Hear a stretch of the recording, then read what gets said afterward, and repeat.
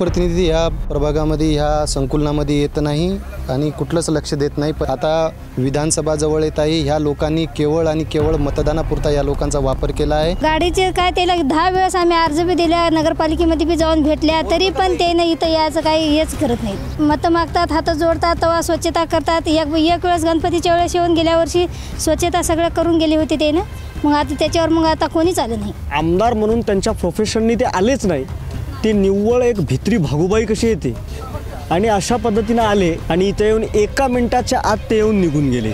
नमस्कार, मी धनंजय सोळंके। मॅक्स महाराष्ट्राच्या कळीचा मुद्दा या कार्यक्रमात जगभरातील प्रेक्षकांचं मी स्वागत करतो।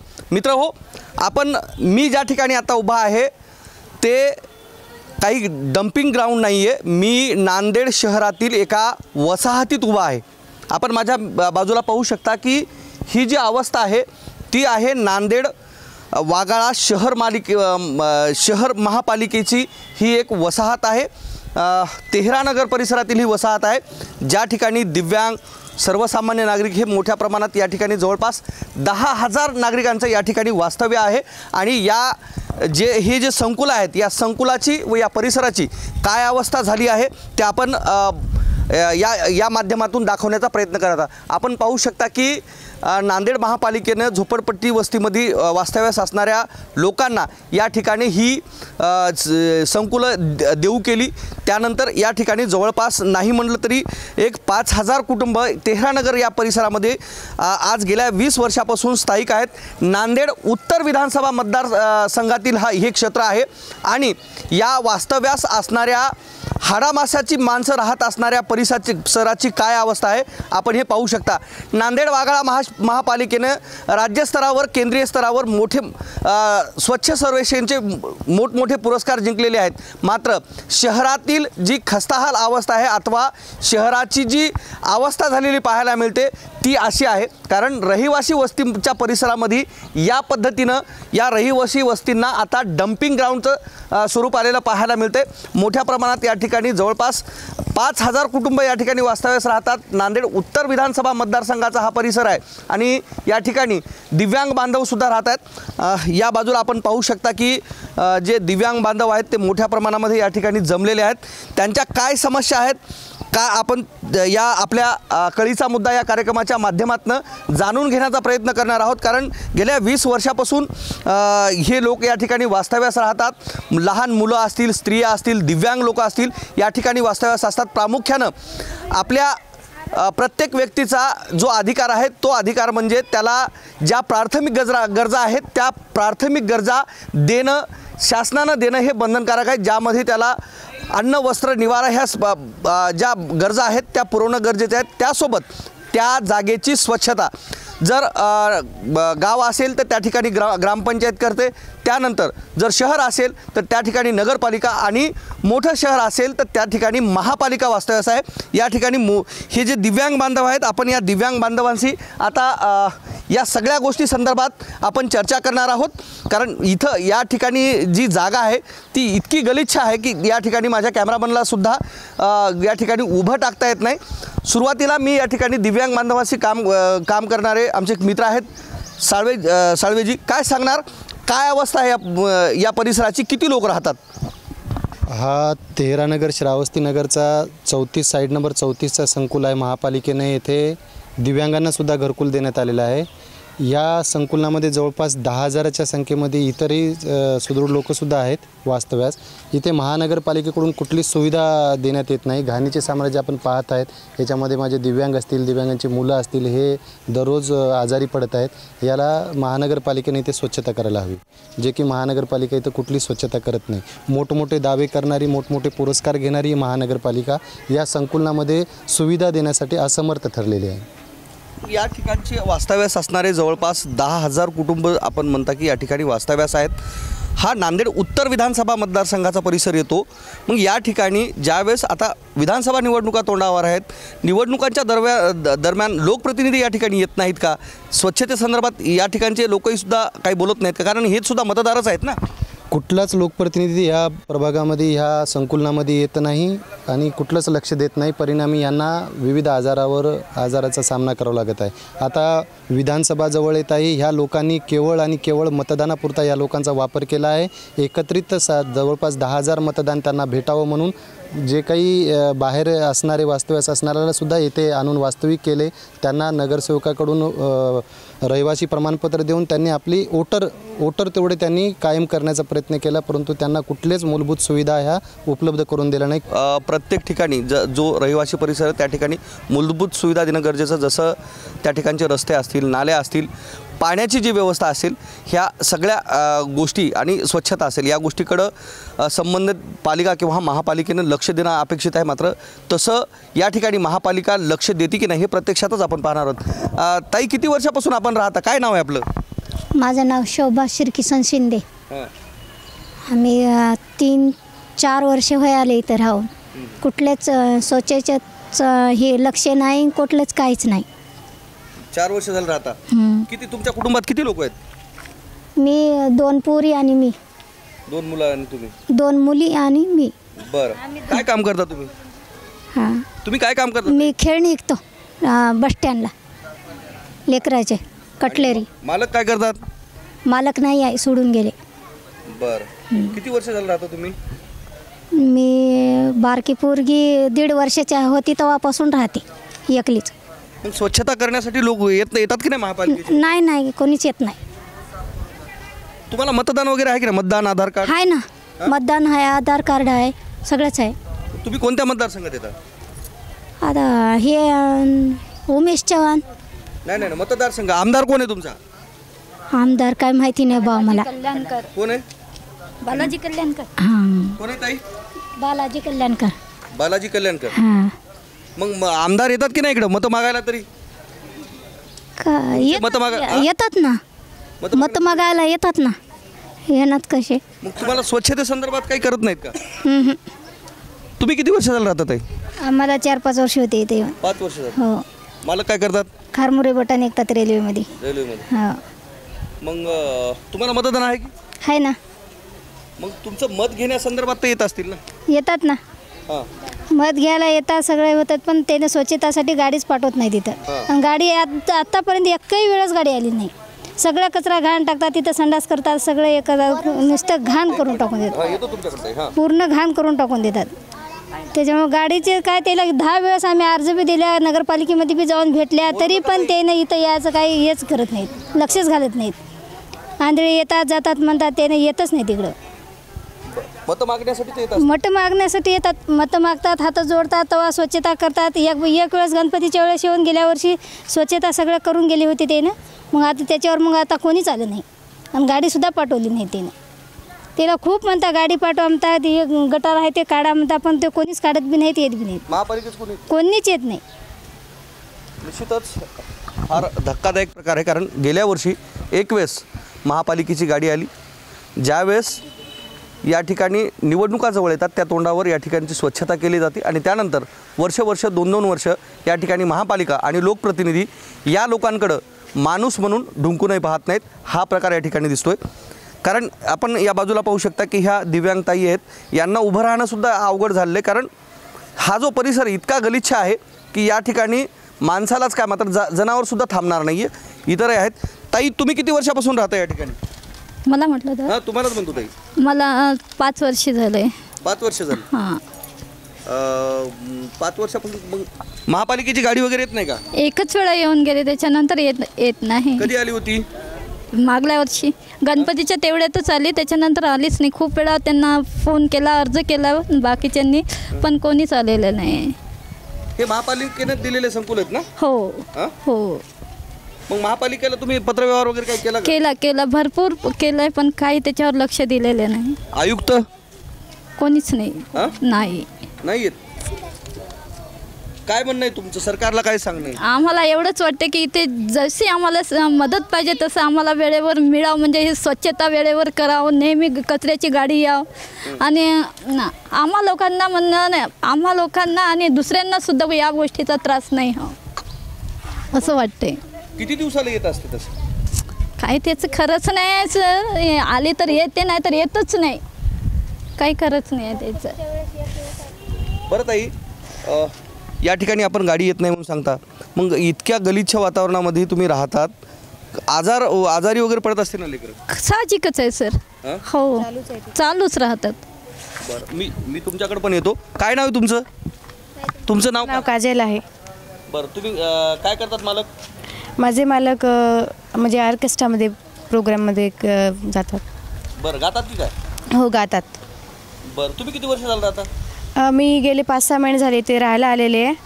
पण इथे अजिबात स्वच्छता वगैरे काही नाही आहे. इथे खूप घाण असते आणि सतत आम्ही आजारी पडत असतो.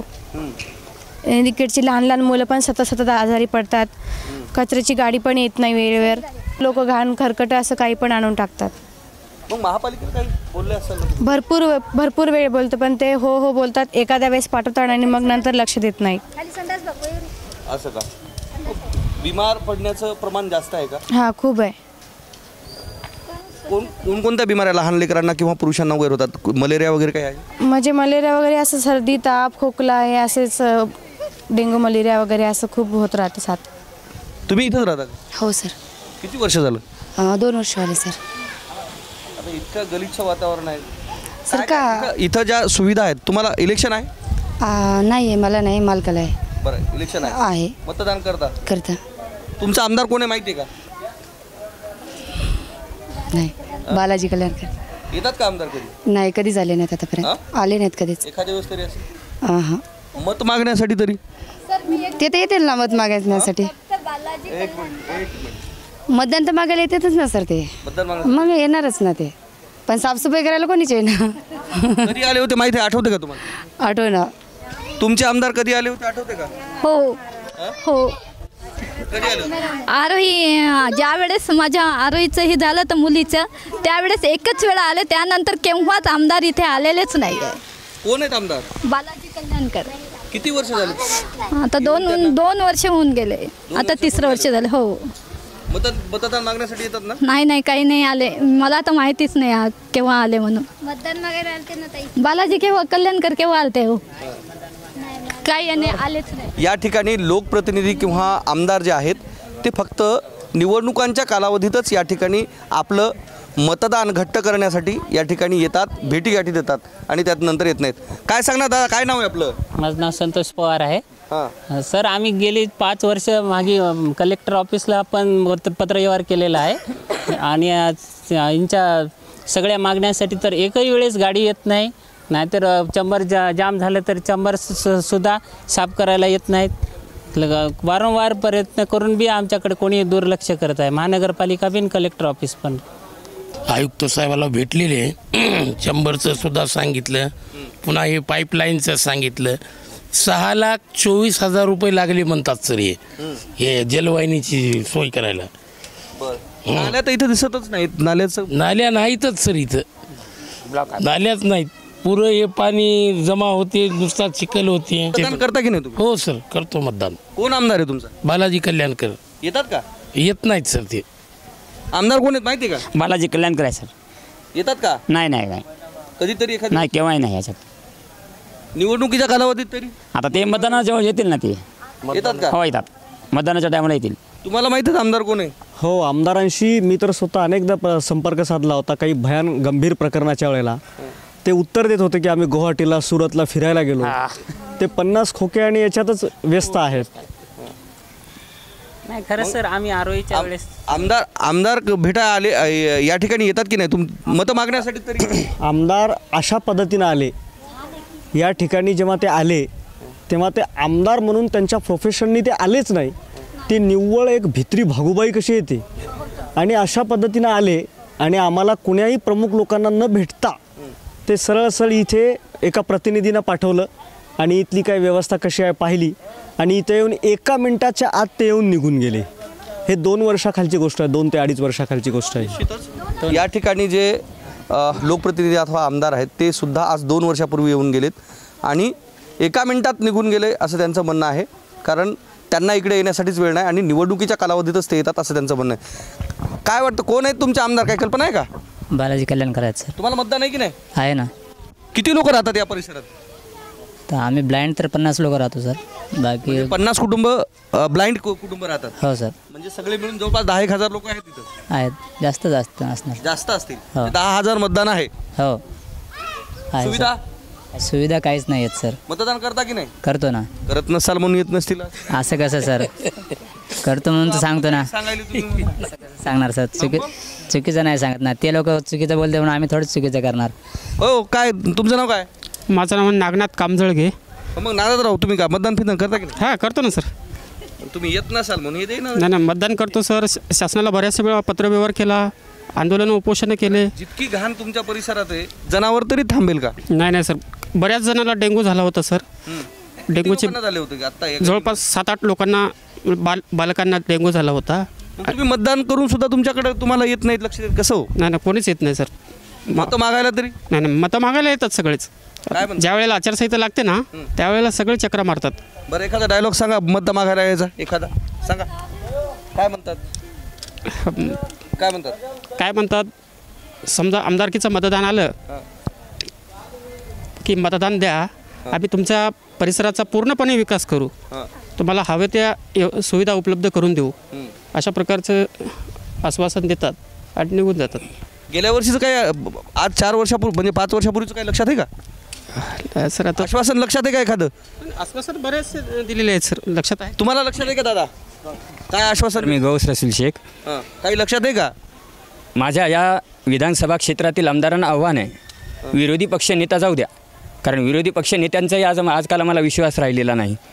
ज्यांनी या आमदार साहेबांनी फक्त 1 मिनटं माझ्यासोबत कुठल्या तरी एका मुद्द्यावरती युक्तिवाद करून दाखवावा. कारण मी जेव्हा त्यांना बोलायला गेलो, सर आपण या विधानसभा क्षेत्रातले आमदार आहात, एवढंच त्यांनी ऐकलं आणि तिथून पळ काढला. म्हणजे त्यांना वाटलं मी पुढचं काय विचारणार आहे. कोणते आमदार आहे तो? हे बालाजी कल्याणकर. आता तुम्ही बऱ्याच लोकांना आमदार साहेबांचं नाव विचारलं. आमदार साहेबांचं नाव विचारल्याच्या नंतर त्यांची पंचायत बऱ्याच लोकांची का झाली? कारण हा आमदारच कोण आहे आम्हाला माहीत नाही, कारण हे आमच्याशी कधी संपर्कातच नसतात. आता हे कोणीतरी दुसऱ्याने सांगितलं म्हणून असं म्हणता येईल का की तुमचा आमदार हरवलाय? हो, खोक्यात गुंग आहे. काय म्हणणं आहे प्रशासनाशी? काय प्रशासनाला माझं हेच आव्हान आहे की या ठिकाणी स्वच्छता वगैरे, वॉटर सप्लायची व्यवस्था, किंवा दिवसात 1 दिवस किंवा 2 दिवस आड करून कचऱ्याची गाडी वगैरे हे नियमित यायला हवी. आयुक्तांनी समजा अशा समस्या जाणवल्याच्या नंतर जेव्हा आम्ही पत्रव्यवहार करतो, जेव्हा त्यांच्या भेटीगाठी घेण्यासाठी जातो, तेव्हा आयुक्तांनी इथे येण्याची गरज आहे म्हणतोय मी. अजून कोण आहेत आयुक्त माहिती की नाही? महेश कुमार डोईफोडे साहेब आहेत. आले होते का मग? नाही. कार्यक्रम सुरू होईपर्यंत सांगितलं गेलं आम्हाला. तेव्हा आयुक्त सुनील कुमार लहाने साहेब होते. कार्यक्रम सुरू होईपर्यंत सांगितलं आम्हाला आम्ही येऊ म्हणून, आणि शेवटी त्यांनी संधू साहेबांना पाठवून दिलं. ते काही आले नाहीत. नक्कीच खूप वाईट अवस्था आहे, कारण ही रहिवासी वसाहत आहे. जवळपास 10,000च्या वर या ठिकाणी कुटुंब या ठिकाणी राहतात, आणि नांदेड शहरातील हा मुख्य वसाहत असणारा भाग आहे. समोरही काही दिव्यांग, हे आपण जे संवाद साधतो हे सगळे दिव्यांग कुटुंब आहे. जवळपास 50 दिव्यांग कुटुंब या ठिकाणी, त्यांना रहिवाशी, त्याच पद्धतीनं इलेक्शन कार्ड, आधार कार्ड, ह्या सगळ्या गोष्टी गेल्या अनेक वर्षापासून त्या या ठिकाणी वास्तव्यास आहेत. नांदेड शहर वाघाळा महापालिका ही नांदेडमध्ये अस्तित्वात आली. जलनायक शंकरराव चव्हाण यांचा हा जिल्हा मराठवाड्याचे जलनायक म्हणून त्यांना ओळखले जाते, आणि याच शहरातील याच परिसरामध्ये काय अवस्था आहे ते आपण पाहतात. काय वाटते, काय शिक्षण झालं? आपलं नाव काय? भीमराव हनुमंते. हनुमंते साहेब, काय शिक्षण झालं? BA झालं जी. वा. कोणते विषय होते? Political science. काय करता? जॉबला आहे महानगरपालिकेत. जॉबला आहे तुम्ही? अरे महत्वाचे माणसं. मात्र विषय असा आहे की आपण महापालिकेचे, एका महापालिकेचे काय कर्तव्य असतात? नाही आहेत की सर्व म्हणजे नागरिकांना सगळ्या सुविधा उपलब्ध करून देणे, जसं पाणी आहे, सुखसुविधा, अशा स्वच्छता आहे, आरोग्य व्यवस्था आहे, ह्या सगळ्या सुखसुविधा आहे नागरिकांपर्यंत पोहोचणे शहराच्या त्यांच्या हद्दीतील. मग इकडे जर पोहोचत नाही आहे असं काही आढळत नाही मला सुद्धा, कारण मी काल इकडे आलो, नियमित मी इकडे बऱ्याच इकडे येत असतो, पण एवढी अस्वच्छता आहे, नुसता वास, घाणेरडा, कुठे कचरा, कुठे ते पाणी साचलेलं असते. पावसाळ्यात एवढी अवस्था होते की गायच्या घरापर्यंत पोहोचेपर्यंत फार पॅन खराब होत जाते, एवढी अवस्था पाणी साचलेलं असते. एखादी महापालिका अथवा त्या ठिकाणचा अधिकारी जर नागरिक सुविधा पुरवत नसेल तर संविधानानुसार त्याला कोणता दंड ठोठावण्यात येऊ शकतो? नाही ते माहिती नाही. अधिकाराचं उल्लंघन केल्यामुळं नाही ती नाही माहिती मला. तर तुम्ही मुंबई महापालिकेत आहात, त्या ठिकाणी मोठमोठ्या बिल्डिंग्स असतात, अशी अस्वच्छता असते का? जिथे असते तिथे ती दूर केली जाते. असते काही ठिकाणी, पण जिथे असते तिथे कंप्लेंट केल्यानंतर दूर केली जाते. जेव्हा त्यांचे ॲप्लिकेशन्स येतात की ते अस्वच्छता आहे भरपूर, तेव्हा तिथे जाऊन ती स्वच्छता दूर केली जाते. अस्वच्छता जी आहे ती दूर केली जाते. निश्चितच आपण नांदेड शहरातील नांदेड उत्तर विधानसभा मतदारसंघ जो आहे त्या नांदेड उत्तर विधानसभा मतदारसंघामध्ये आपण आहोत. आणि ही जी वसाहत आहे ती म्हणजे नांदेड शहरातील, कारण मला खाली पण पाहावं लागते कारण अस्वच्छता फार आहे. तर नांदेड शहरातील हे तेहरानगर परिसर आहे. या ठिकाणी जे लोकप्रतिनिधी असतील किंवा नांदेड वाघाळा महापालिकेचा हा परिसर आहे, शहरातील मुख्य भाग आहे. नांदेड शहरातील अशा कितीतरी पंचतारांकित वस्ती आहेत ज्या ठिकाणी सगळी स्वच्छता असते. नांदेड वाघाळा महापालिकेला राज्य शासनाचे अनेक स्वच्छ सर्वेक्षणचे अनेक पुरस्कारही मिळालेले आहेत. मात्र याच नांदेड वाघाळा महापालिकेचं ज्यावेळेस शासनातर्फे परीक्षण झालं असेल त्यावेळेस ह्या सगळ्या गोष्टींचा खरंच विचार केला गेला असेल का, आणि ते परीक्षण कोणत्या आधारावर केले गेलं असेल, आणि या नांदेड शहर वाघाळा महापालिकेला राज्य सरकारच्या वतीनं पुरस्कार कोणत्या बेसवर देण्यात आला असेल. कारण या ठिकाणी ना लोकप्रतिनिधी येतो, ना महापालिकेचे कर्मचारी येतात, ना स्वतः आयुक्त त्या या ठिकाणी येतात. कारण हाडामासाची माणसं ज्या ठिकाणी वास्तव्यास आहेत, जी श्वास घेतात, बोलतात, या ठिकाणी वास्तव्यास असतात, अशी जवळपास 10,000 कुटुंब या ठिकाणी आहेत. आणि 10,000 कुटुंबाची वसाहत असणाऱ्या या तेहरानगर परिसरामध्ये आजही 21व्या शतकामध्ये या नागरिकांना आजही मूलभूत सुविधांचा अभाव नाही. जोपर्यंत राजकारणी अथवा या ठिकाणची महापालिका माणसाला माणूस जोपर्यंत समजणार नाही तोपर्यंत असे कितीतरी तेहरानगर या देशात, या राज्यात असेच वास्तव्यास राहतील आणि असेच दुर्लक्षित राहतील. कॅमेरामन गोपालसह मी धनंजय सोळंके, मॅक्स महाराष्ट्र, नांदेड.